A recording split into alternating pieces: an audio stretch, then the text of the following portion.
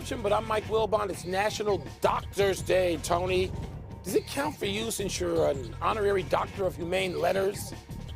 I'm Tony Kornheiser, yes. Especially if you include all the unlicensed dental work I've performed. Yes. Oh, yeah. That'll really make people happy. That'll really get them. Yeah. Next, I'm going to start doing unlicensed foot surgery if you know anybody who needs some help with their feet. Well, yeah, I do. You can get me out of my boot? That'll be go good. under the knife, baby. Yeah. I can do it. Welcome to PTI, boys and girls. In today's episode, the Lakers fall out of playoff seeding. Giannis blocks Joel Embiid, and Gino Auriemma joins us for 5 good minutes. But we begin today with Mike Krzyzewski poo-pooing the notion that the blood rivalry between Duke and North Carolina is the motivating force in their upcoming Final Four game. Krzyzewski said, and I quote here, "You don't go into it thinking rivalry or payback. We want to win a championship. If we go in with the other two things, we're not going to win. It's got to be looked at as 4 teams playing for the national championship. The rest is stupid stuff," unquote. Wilbon, you with him on this? No, I'm not. Because Mike Krzyzewski is speaking truth, okay? And it's his truth, and it's how he's got to approach preparing for this game. There's no question about that. But I learned a long time ago, Tony, specifically, from Coach John Thompson, from Big John, who would say, there's what coaches think and there's what kids are capable of. And those are 2 separate things. And Big John would always remind me of that. And he would say, no, these kids are 18 to 21. Tone, there's no through 21. They're all 18 or 19 max. It's one-and-done kids, mostly freshmen, especially in Duke's case. No, Mike can do that. Mike will do that. Mike's best shot is to get his team to believe him. Do I believe those kids are going to put all that aside? No, I don't.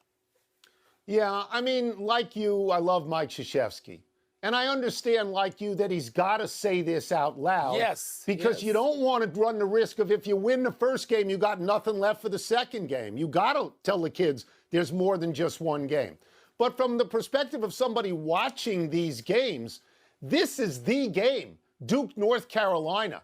You talk about championships, they've each won a bunch of championships, but they never had to go through the other one to get to the championship. If you're a fan here, you love this rivalry for the rivalry, for the fact that they hate each other. When Mike says you don't want to talk about payback, he's going to talk about payback. Payback for what happened at Cameron. And Hubert Davis talked about payback for what happened in North Carolina when they went into Cameron. So no, I'm not necessarily buying this. I'm not, and neither are you.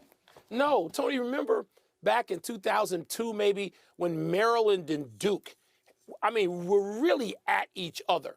They were at each other, and Maryland had some regular season success against Duke, and then they met in the Final Four, and Maryland had like a 20-point lead, and Duke came roaring back, and it was so personal. You and I were there. It was so personal, and yes. I'd love to be able to revisit it at another time, not in the heat of battle, which they are now, with both Gary, who we know believes that, and Mike, to say, hey, wait a minute. If we're going to say you can separate these things, what about that game? And no, the kids aren't going to be able to do that. I don't believe at all the kids can do that. No, this is the game. This is the game. Yeah. So let's move to the NBA, where the Lakers fell out of the playoff seedings last night.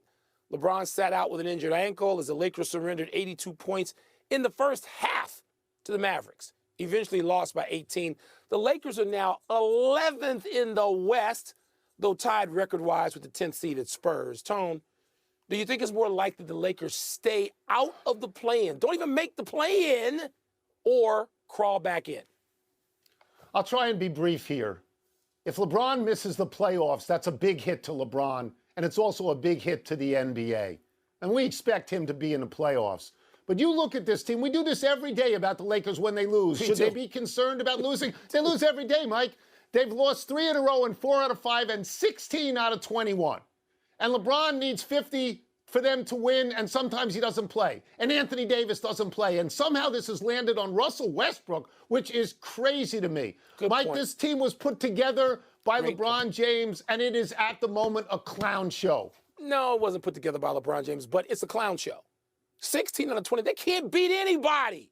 They're not crawling back in. They got the toughest schedule remaining.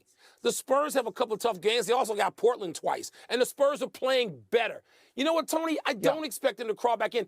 The way they look when they're playing, they look disengaged. They're down by 25 every game. I don't think they really want to get to the playoffs. LeBron would, by the way. That would be the 4th time he's missed the playoffs. You know how many times Bird and Magic missed the playoffs? Not 4. It's a goose egg, not a 3 goggle. Yeah, not any. Yeah. It's hard for me to believe LeBron will actually be with the Lakers next year. It is for me personally. Let's stay in the NBA, though. The big moment last night came at the end of the Bucks-Sixers game. Joel Embiid had the ball and was shooting for the game-tying basket. Giannis Antetokounmpo blocked the shot. Game over. These are the best 2 big men in the Eastern Conference. Wilbon, was this just one moment, or was it something bigger in the race for first place in the East and for MVP? Tony, one great moment, and it may decide the East, yes, where you got those teams bunched. You got Boston, Miami, Milwaukee, and Philly. Yeah, yes, huge moment. I don't think it has anything to do with the MVP race. I got Giannis, as great as he is and as great as his season is, being a distant 3rd behind, for me at the moment, Embiid and then Joker. So that's what I have. But Tone, what a moment. And they had to replay that. To me, it looked like a clean block the whole way. I don't understand why that was ever called a goaltend. But wow, what a game, what an ending. And I want to see that. I'd like to see 7 games of that, or as many as 7 games of that in the playoffs. I would. So I don't want to rush to judgment here, because I think you have to wait until the season is over to see where they finish. But if it turns out that Milwaukee beats Philadelphia in the East, and I'm an MVP voter, that moment is going to make me vote for Antetokounmpo and not Embiid. Embiid is supposed to win that game because it's at home. Statistically, they were relatively close. Antetokounmpo had a little bit better edge in points.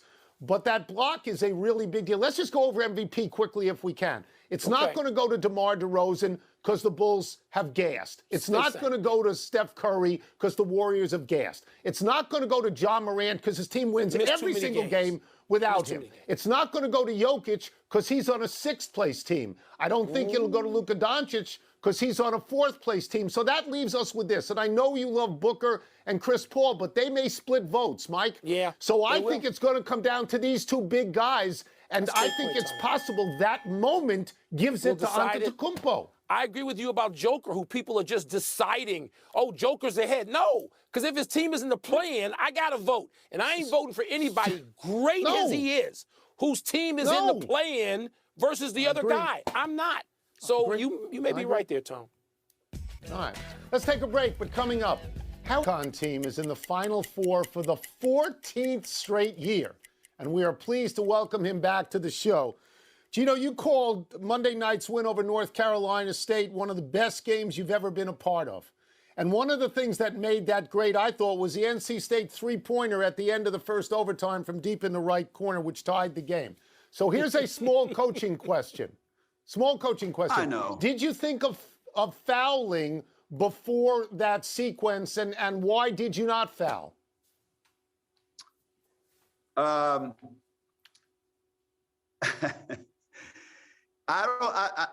don't have that level of trust right now that we can execute that if we had to in that moment. We had one big kid out. We had another one out, I believe. And I didn't trust it. And here, this is a lousy answer maybe, but you know, when you foul in women's basketball and they go to the line and they make 2, and then they call timeout, or, you know, if they miss, or they get to advance the ball. So it's not like you go down the other end and then with 2 seconds left, they got to go the length of the floor and score. So I just think you have to rethink it now that you can advance the ball. I still would choose to do it if I had my druthers. If I had to do it over again, I would foul. Gino, I have loved listening to you this season post-game, because it seems like, tell me if I'm crazy, but it seems like here this team is in the Final Four, but it seems like you were more worried game to game and week to week than I remember in a lot of other seasons when you had great teams. Yeah, this was probably the most unusual season for us in that regard, Michael, because all I kept thinking was, how do we win the next game? we have 4 post players and only 2 guards or 3 guards available to play. How do we win the next game? And then, hey, we got 5 guards and only 1 post player available to play tonight. How do we win the next game? And before, for me, it was always, hey, look, this is our way to March. When March starts, that's when the season starts. But this year, every game took on its own, kind of championship season kind of a game. And it was quite enjoyable, to be honest with you, because you had to grind out every single game as if it was the most important game of the year. So I understand that coaches go game to game. I get that. But you've been to 14 straight Final Fours. It's an incredible number. Only 2 other programs have been to 14 total, and nobody has been to more than 5 in a row. 14 straight. How do you explain that? I can't. I can't explain it. I have no explanation for it. Every year is different. I say it this way, women's basketball, yes, every player stays, generally speaking, for 4 years. So it's even more crazy when you think that every year in the final 8, you're also playing a team with a bunch of seniors and juniors that have been around for four years. So it's not like you're playing a 15 seed or a 13 seed or a 12 seed. So it's always against a great team. And I think your program can get you that far, but then you got to have somebody individually that just rises up and says, we're going to the Final Four. So I think it's more about the individual players that we've had. You saw what Paige did the other night. And that's, if you have that kind of kid, you can win that game. If you don't, then that's the game where it all ends for you. All right, speaking of Paige, I'm glad this leads right into that, Gino. How does having her back change strategically, as a coach, what you might decide to do, particularly late in games? For us, you mean? Yes. Yeah, for us. Well, she's going to obviously have the ball in her hands and is going to have to make a lot of decisions for us. And those decisions are, do I shoot it? Do I pass it? And if I pass it, who do I pass it to and why? And I'm really comfortable with that because she's really comfortable with that. And that makes every other player on our team very comfortable because that takes some of the pressure off of them having to make that decision. So, you've got a player now that if she decides to shoot it, everybody thinks it's going in. If she decides to pass it, that it's the right pass at the right time to somebody who's going to score. So throwing her into the lineup is adding a huge confidence sandwich to your buffet. That's basically what we're doing. It's a great phrase. Gino, you've got defending champ and top seed Stanford in your next game. I know there's a million things that would concern any coach about a champion and a 1 seed, but can you identify just even the first couple that you're consumed with now as you prepare for them? Well, they're the longest team that we have played all year long. They're the longest team anybody's played all year long. And we just lost, a 6'5" kid the other night to a wrist injury. We're not, but they have the ability to add length on the floor at every single position. And they're, like you said, they're defending national champions. They're experienced. They've got everybody back from that team. They're better than they were last year. I don't see any weaknesses in that team. You're going to have to go and you're going to have to play the game of your life to win that game, and you're going to need some help from them. And usually when we come to this thing, people are saying that about us. But in this case, I'm saying that about them, that we're going to need some help from them if we're going to win this game, because they're that good and they're that experienced, and how well they shoot it, how well they block shots, how well they rebound, that defensively, how they make, make it difficult for you to get the ball from one place to another. They're just a great team all the way around. There's no denying it. We will get you out of here on this, and it's a personal question. You're 68 years old. To me, that's a kid, but you may not feel like a kid. Mike Krzyzewski's 75. This is it for him. Have you ever thought about, do you think about retiring? Every day in the middle of practice.